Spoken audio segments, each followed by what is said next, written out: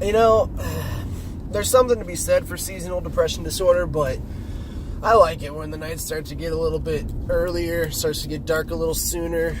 You get to experience that dusk feel that I don't get to see a lot of just because my hours are not typical work hours per se. But that has nothing to do with what I'm about to say. As a teacher, I said this a little bit in the last video. I have countless blog posts about it, Facebook posts about it, but I mean 100% of what I say when I say that I don't teach for the money. I don't teach for the perks. I don't teach for the this and the that, because that's not what you get into teaching for. Teaching is 100% to turn young, impressionable people into functioning, beneficial members of society. That is 100% my job, and I take it very, very seriously, and I do it with a passion that in my most recent blog post, which if I get with it enough, I'll link it in the description down below, that I just recently latched onto again. I found that, that thing that I wanted out of this career with where I'm at, and I push toward it with everything that I have to be the best teacher that I can be so that my students can be the best people they can be. That's 100% why I do what I do. I just got out of a meeting with our teachers union at our local district, and a lot of talk about contract negotiations and, what do we want from this and what do we want from that and why do we do what we do.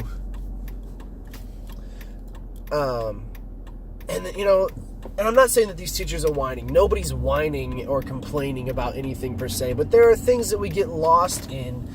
The floor's not mopped the right way, or my whiteboard didn't get cleaned off.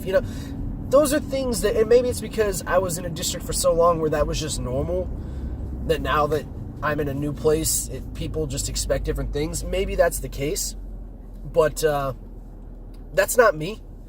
That's not what I'm about. To me, those are the things like, just do it yourself.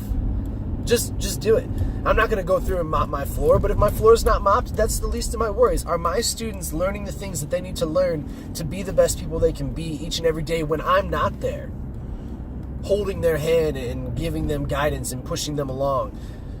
Are they learning the skills that they need in order to move forward with their life on their own, to regulate themselves, to grow up?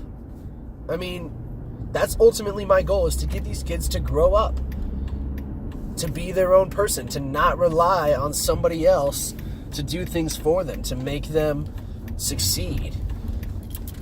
And so as I go through these meetings and things about it, it's like, you know what? I go to this place every day and I do work, but it's not, or it's my job, but it's not work. And I'll continue this in a second. Okay, we're back. I had to pick up Ellie, so she's with me right now. Ellie, say hi. Well, she's there. But what I was saying is, I don't want to get bogged down in the logistics. Is that the right word? I want to teach. That's what I want to do. I want to help kids learn. I want to help them grow. I want to help them succeed. And if I can get paid to do that, great. Any amount of money. If it supports my standard of living, even better. If it goes beyond that, fantastic.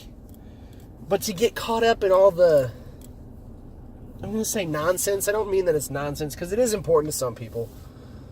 But I didn't get into teaching for all of that stuff.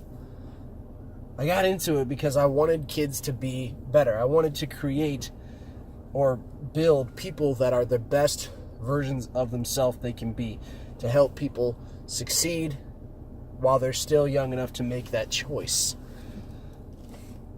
And not to traffic. Not to get caught up in